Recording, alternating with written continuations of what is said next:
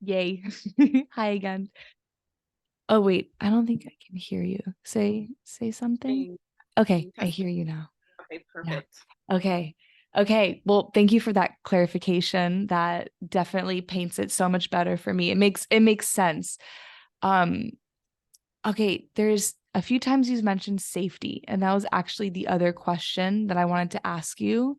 And I'm wondering maybe it just ties this, it's going to tie this all in, but the beginning when we talked about the mystery and the control and having to dive into the unknown, and sometimes you gotta just hold your breath, close your eyes, and take a leap. But I've really noticed that, so what so many women struggle with, including myself, is feeling safe within that unknown. And in the past, I've kind of been that person who's like, well, we're gonna fucking do it anyway. We're gonna bust through the door. We're gonna do the plant medicines. We're gonna do it regardless of being fearful. And we're gonna go hard and be a warrior and all that stuff.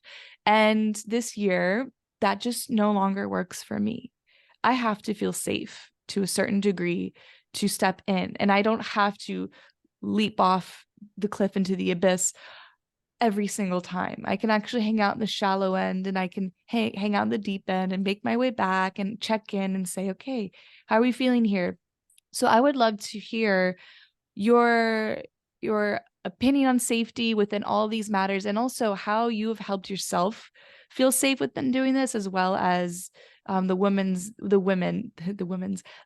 that you have been mentoring and working with as well. Yes. Oh my gosh. I love that. And I absolutely identify with that. I was 1,000,000% that same individual who,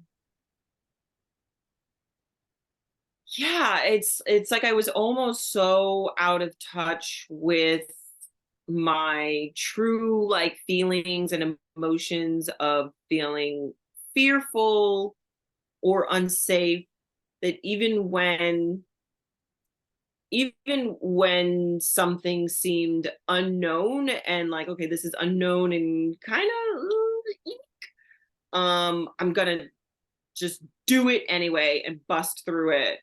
And like, yeah, that worked for a time, and I also look back at things that I did do, and I'm like, gosh, I kind of like, I hate to say it, like I wish I didn't do those things. Like, okay, it's done, and like let's learn the lesson and move on. um but yeah, so the balance between just taking a leap of faith, a what do you call it, not a tempered leap of faith, or just deciding like I'm just going to take this sledgehammer and or jump off the 1,000,000-foot cliff, and the taking it day by day, toe, foot, ankle, shallow end, doggy paddle, then you're making strides to the one end to the other, and then, so on and so forth. I completely, I'm in the mindset now and working with women where I use the word magic. And I learned this from one of my mentors. I love her so much. She's word magic queen, but the word magic is nourishment.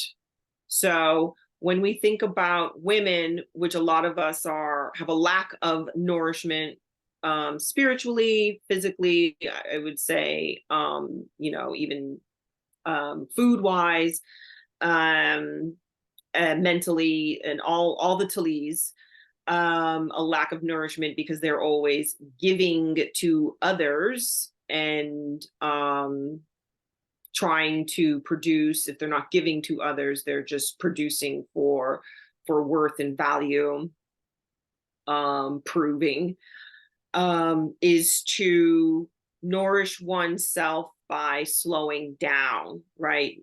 First, slow the F down. I've said a couple times, slow the fuck down. Slow down, nourish yourself. What do you need? And knowing that is that you are completely worthy and deserving and safe to do that, to take an hour and go to a breathwork class, to take a whatever and go to the park, nourish yourself, to take some oils. And anyway, I can tell you all the examples. So nourish yourself. Think about it. Nourishment. No rushment. Aha. Nour That's this amazing word magic that I cannot take credit for. Shout out to Autumn. So no rushment. And that applies to any new thing, that one wants to pursue. And I think that has a really beautiful parallel to the putting the toe in, sitting in the shallow end. Like, it's all good, baby. Like, if you go to, like, as much as it feels right in your body. And that's another thing with the reconnecting to the divine, is reconnecting to the feminine, is everything is very much in the body wisdom, embodiment. And I'll go on a little kind of offshoot there, is that my spiritual journey started where very early in high school I was getting panic attacks. I didn't know what it was, like a Caribbean, American woman, like, I feel that my parents are like, what are you talking about? But anyway, long story short, panic attacks led me to yoga and meditation, and then totally was like, I was like, this is magic. So I'm so appreciative of that, because it kind of was the gateway to my spiritual journey. But I really, even though yoga is very much being in the body and being grounded, I did a lot of meditation. And when I did that, you can get out there. You meditate and you meditate, and then you start to almost, you can lose sort of like where body ends and everything else begins. And that is a beautiful sort of moment and feeling, because that basically is like the cosmic soup. But the truth is, like, we are spiritual beings in a body on earth, on the ground, and to be embodied, to have the spiritual wisdom and spirit and cosmic connection, you can't do much with it if you're not fully in your body to bring it forward, right? So I was very much like out of my body, like, wee, this is so cool. I don't have to deal with anything, right? Like, any sort of trauma or things that are in my body, like, I'll just go out there and it's all good, baby.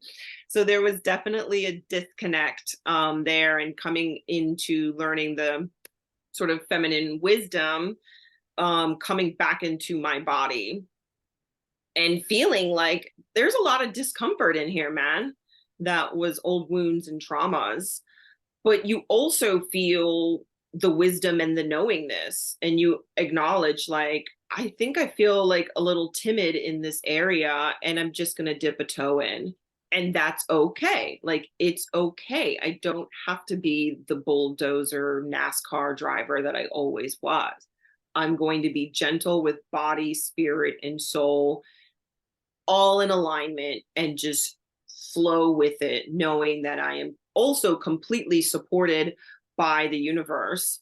And instead of feeling the discomfort, I feel the discomfort, I take it slow, but I'm also, because I'm taking it slow, I'm in the present, and I'm feeling the pleasure of being in the present. And that also starts to boost my confidence, my empowerment, and making the no rushment, the slow journey, the journey, the process. It's just the journey, the process, period. Call it what you want, slow or fast, but making the journey and the process enjoyable and fun. And that's kind of the point, right? I was just I, thinking that.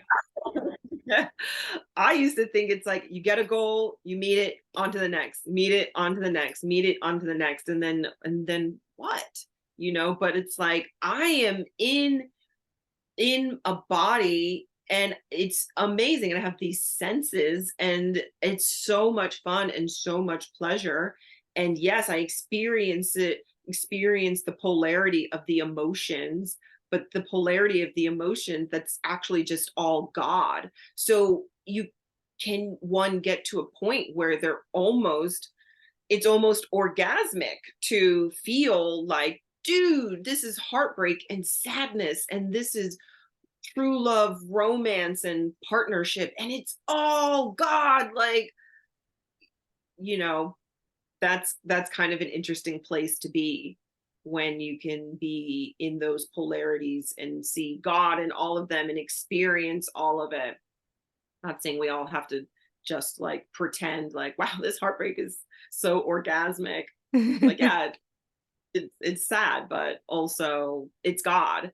And that gives you a point to make a decision on your perception of it. It's like, yes, I'm feeling the sadness, and the sadness is holy and worthy, but am I going to let this sadness um crumble me or define me, because there's also this other part of me that's also um empowered and capable and supported and loving. So I feel the sadness, but I'm also just like, not, I don't necessarily have to have it color my world and that be my only perspective of things. Yeah. uh, And it's I'm sad and I'm still worthy at the same time. And I think it just ties back into that safety of being low and knowing that people aren't going to run and hide.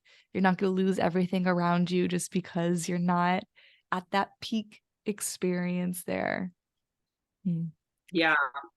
When before we started and I knew this was gonna happen, I knew we were gonna go in all directions and I probably wasn't even gonna ask any of the planned questions, but I feel like you mentioning God, it kind of gives a little bit of space for me to ask this question and kind of reframe in a little bit of a way, but I would really love to hear your take on what the feminine, like you mentioned in the beginning, how it's not man woman, it's the yin, it's the yang, it's the Tao, it's God, and it's either side of the coin, the sun and the moon.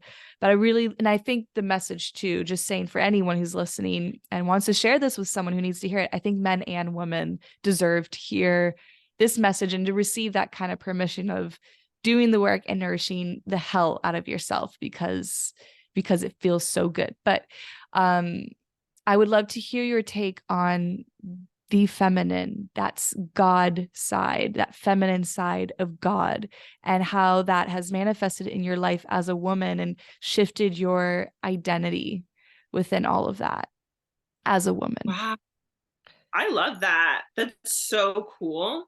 The God, the feminine side of God. Yes, yes. Take your time. I know it's a Question. big one. No, I'm just enjoying the moment of receiving that question. Hmm. Um, yeah.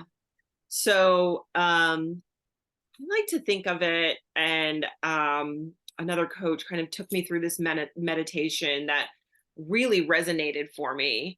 And it's this um either framework or concept, and you can also move it into a meditation where you really experience it in your body. um this concept of like, imagine you came from your mother. You have an umbilical cord and that was attached to your mother. So you came from your mother, and your mother came from her, and she came from that other mother, and that other mother came from that other mother, and we go whatever, a billion years, right? And then we're like at the first, human that came from Earth, and Earth, where did Earth come from? Earth came from an explosion, if you will, and that explosion is almost orgasmic.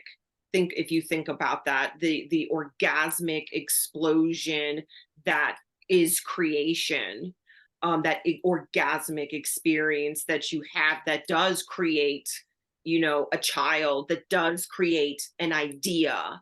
um and you continue on and you get to, source, and that feels like a feminine, the feminine source, that creational birthing is feminine. So you could think of God as feminine, to a certain degree, of the birthing of the mysterious dark that is the womb, that is the soil, that when you plant the seed, then creation comes out. And that's where I am, like that mysterious dark, that when you have that whatever space particle that intersects with it, and that orgasmic explosion, what is birth? Is an earth, a planet, a star, two stars colliding. But I guess the point that I'm getting at is that source to me feels very feminine. Earth feels very feminine to me. I think it's quite obvious, that the planet earth is a feminine entity.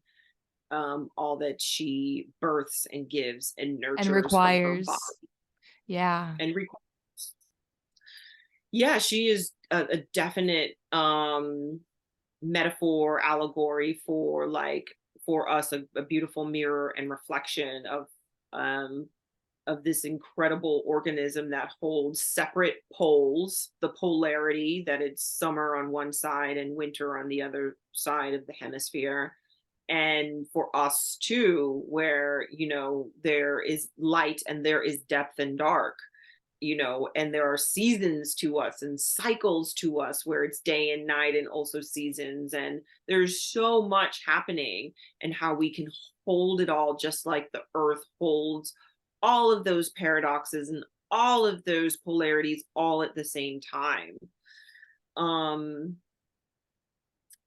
yeah, that is where I am. Yeah, that's beautiful. And what you were saying, it had me thinking, okay, Earth is one of those first feminine forces that our souls have come into contact. The human consciousness and the souls that dip into the little human seats that we're in.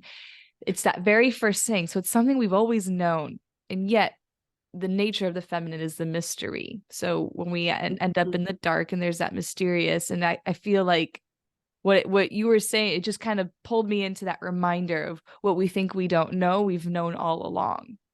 And it's been a part of us all along. And for whatever reason, there's been a lot of points within this conversation. I don't know if it's like thinking about women in this world and all of that and what's been forgotten. I just get like so emotional hearing, yeah, hearing what you were saying, that and thinking about it in this way. Yes. I feel that. I feel it. I feel it. The women in my workshops and circles and one-on-one coaching, um, being able to acknowledge a lot of the beauty, and I don't know if I want to use this word, but that's what's coming, like the tragedy of the discarding a lot of the feminine and devaluing the feminine, but then the beauty of the journey of reclaiming her and rediscovering her. It's very poignant for sure. It's there are definitely a lot of tears, wisdom tears flowing in my spaces, that one, they just get a chance to just rest, and body's like, great, can we release this real quick, like real quick. And so just having the opportunity, there's some word or some instance or some moment that you're allowed to just shed and release and express and emote in the way that you want. And it may not sound pretty, it might be grunting or crying or sobbing or laughing or giggling, like a little girl, but that's what wants to come out. And so when we open up these conversations, it's a deep knowing, like you had mentioned, of something very poignant and special that maybe we haven't acknowledged in a long time. And a reminder of, like, wow, I really just let that go. That happened yesterday as well. A woman was like, it just made me realize, like, I was a creative. I played an instrument. I did this, I did that. And I just kind of like let it go because I didn't think it was important. And I did the same thing as well personally. And just a moment of remembering that and saying like, so there's like that maybe brief journey of like grief and poignancy, and then like, fucking, I'm gonna pick up the oboe again. I don't care what the fuck you know, like, I'm an overplayer, motherfuckers. Like, hear me roar. Or not, but or you know, or just saying like, you know what, I'm a creative, and I went through that journey. And it's funny because a lot of my friends were like, yeah, Jordana, you're super creative, but a creative in a way that served the things that I wanted to speak about. I'm like, yeah, I'm creative like in my corporate world, I'm creative in these other spaces, but there's something very deep and tender and precious that is just mine, that I want Mm. to share and birth. And I don't think y'all have seen that, and that's what I'm talking about. Uncovering that beautiful gem, this precious thing, and then releasing it out into the world. um yeah, I kind of went on a tangent there, but Yeah, I there's, needed to yeah. hear it. I needed to hear it. You're captain for me. All right. uh This is such a beautiful conversation. I'm gonna get into the final two questions if you feel ready for that. all right, let's see what comes Yeah, out. I wasn't thinking about it at all, and all I think good. that's what's best. Perfect. Yeah. We'll trust the flow. Okay, first question, and you can answer to whatever depth or non-depth you're comfortable with. Is the darkness? What is a darkness you feel called to share, or a fruit from that darkness, rather, that you have either found yourself right in the smack middle of, that you feel like the fruits are coming, they're ready to come out, or that you've recently found yourself on the other side of? Yeah, it's so interesting. That, you know, I the workshops that I've been holding, it's like every week, every week, every week, we're taking a deep dive in the womb, into the heart, into the throat, you know, all the block, everything that's in these really potent, powerful portals that we store and hide a lot in there. You know, we're like opening it up, and I'm leading them and allowing other facilitators to lead, and I get to receive in parts of it, but definitely holding space and receiving what's happening within the circle. And so yeah, definitely a lot is coming up for me. A lot of realizations, especially once I'm done and I'm at home and I'm like, it's always good. You know, I put my head down, and then I'm like, you know, it's finally at rest. I'm no longer Mm. facilitating and hosting and packing up and organizing and getting myself dinner and da da da da, and all that magic and potency in the workshop. I put my head to rest, and it's like, oh yeah, man, I that's still there. That's still there. Like, okay, I see you. That's beautiful. Okay. So for me, that happened last night. That's why my award-winning acting is so so fresh, because that what happened to me last night, like at 1 in the morning. I'm like, okay, something wants to come up. Wow. Um, and that is a it's almost like a feeling of, so I made a transition of being like 100% like full-time high power corporate executive, and made the journey into my coaching, and really co-created and manifested the ideal life that I wanted, where I just wanted to really work like 3 days a week. I wanted a lot of time and space for rest, for creativity, for fun, for friends, for being alone, being solitary.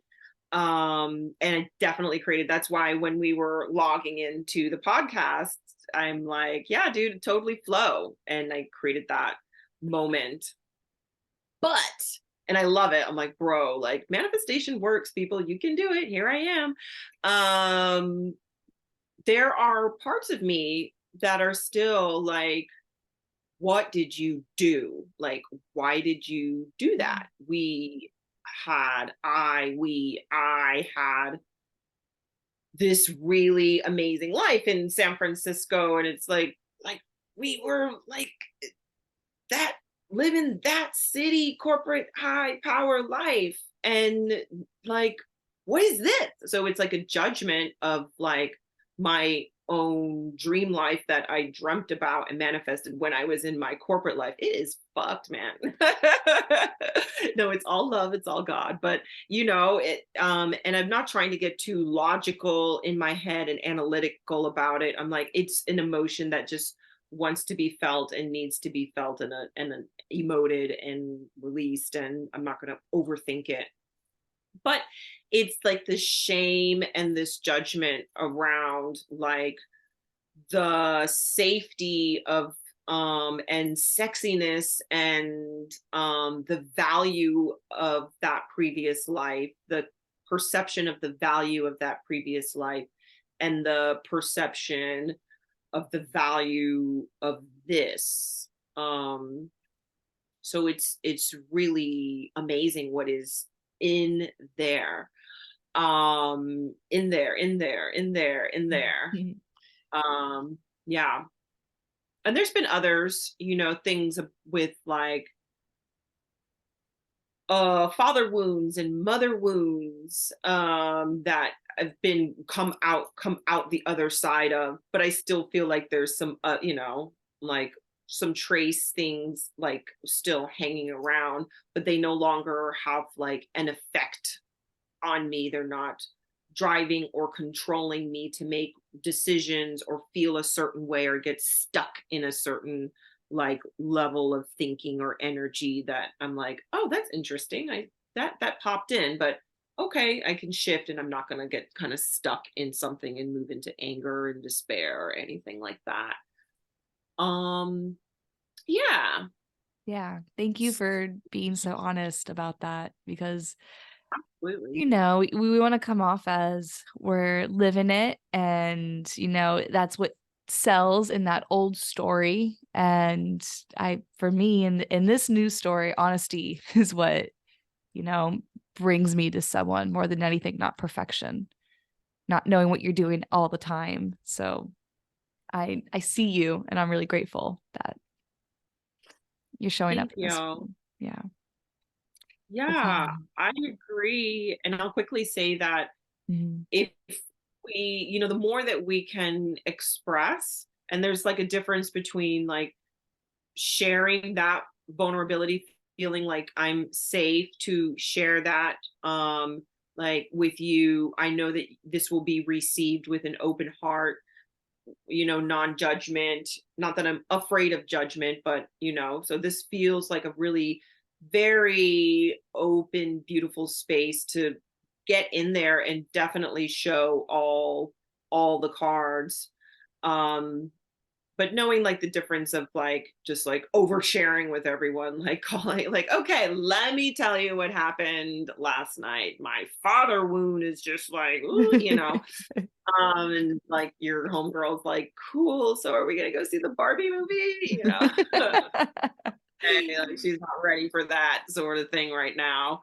But I wanted to say that, when we give ourselves the opportunity to dive in deep, whether that's a conversation with someone who's can hold space for that level of depth, or a course, a workshop, a coach, a healing class, whatever, um, that level of vulnerability helps us to tap into those dark spaces and acknowledging them, and then that's where the alchemy can happen, and the fire, and you can alchemize that pain into power, that pain into pleasure, that pain into medicine Yeah. for yourself and medicine for others. So Mm, thank you for holding such a really potent, beautiful space to allow your guests to share that, and hopefully a listener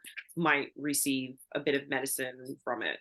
yeah. It's my pleasure and my honor to be able to do this. So my next question is, because food therapy is so much to me, I would love to hear about a food that or a meal that comes to mind when I ask you about a food that has really been healing for you within this healing awakened portal that life has just popped you into. Yes, I completely agree. Let what is it? Let thy food be thy medicine. Yes. And um I would also add let thy food be thy pleasure, to a certain Mm. extent. And this is a really interesting journey of like not we can fall into like a place where we might use food to as comfort, so and that's fine. Like food is provides a warmth, a comfort, but overeating to cover a wound, overeating to avoid um eating your feelings, and which can turn into all sorts of stuff. uh, but also, yeah, food as pleasure, food as medicine, food as healing. I love it. Love taking it in a couple different ways where like 1,000,000% like using the medicine of fruits and vegetables and foods and herbs. And I used to study so much herbalism way back in the day, and juices, and like just make these concoctions and like feel like I had taken like a Red Bull in a sense, or taken espresso, but it was just like garlic and greens and onion. And I'm like, bro, I am so wired on like, just so empowered right now. So using the food of the earth for like medicine and for certain medicinal reasons and however you'd like to feel, for curatives and whatever. And then also like looking to food as like a pleasure. Like that's why we're like in this blessing of a human body, is like sharing food, man. Like what is the greatest feeling than to like go to a restaurant, be have someone cook for you, or even better, you cook for someone, and you share it together. That is like, I think that's like up there, man. That's up there for me. And I've like traveled the world and done all sorts of stuff, and there's still so much to experience in this life. But I'm like, ugh, sharing a meal with a friend, like it could be we could go out and do it, but like sitting on the couch, in our like whatever sweats, and just like, yeah, loving up something whatever we've made in the kitchen with love is like mwah, chef's kiss, literally. But if there's a specific meal right now, when I would say like soups and curries have been like my jam. Like, and it's weird because it's summer, and summer in Florida is, all you want is like watermelon and cucumber, right? Like I'm just gonna eat like liquid water. But sometimes I'm really craving like a yummy like Indian food curry, which is more of like a fall sort of like, you get in that fall mode. um and sometimes I'm like, oh, you should honor your seasons and the seasons and celebrate the solstice, and eat this and pick this and grow that. And but other times I'm like, bro, I'm craving some Penang curry. Oh, hot sauce. Okay, it took a winding journey, but now I know what I want to say. Hot sauce makes me so happy on a like physical and spiritual level. Like if you put chilies in hot sauce, it releases endorphins, so it's kind of like a drug. You like start like, you take enough. If you eat too many hot peppers, you start tripping balls, your body just starts tripping out. So I can't take that level of hot where you just start going to another dimension. But like that feeling of hot sauce, mm, Love breakfast, lunch, it. dinner. Yeah. I love what you said earlier about the friend having eating with a friend too. Dr. Zach Bush, he does a lot of around the microbiome and all that. But he said that in blue zones, those areas in the world where people don't, die of the usual like cardiovascular disease or cancer or whatever, they have a huge, high quality of life and a long lifespan. They don't ask, what did you eat? They ask, who did you eat with? And Ah, And he kind of ties that into the microbiome, how sharing microbes with humans and sitting down and eating and talking, how microbes respond to vibrations and frequencies. And when you're just sitting down and eating with somebody, that is the best thing that you could do for your system. Thank you for that. Mm. Like, yeah, I love that. I brought in the sort of emotional experience, and you bring in the science behind it. There's nothing makes my heart like happier. It's so true, for Mm. sure. Is there anything else that feels like it's just from your heart to your throat that wants to be spoken? Or do you feel Mm, like you've shared and you feel completed here? wow. Yeah. Hmm.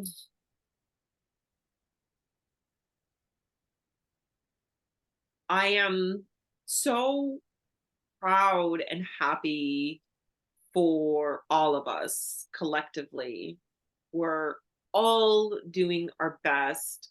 We're all navigating this thing called life as best we can. And I'm so in awe by it and really proud of everyone that I know and everyone that I haven't met.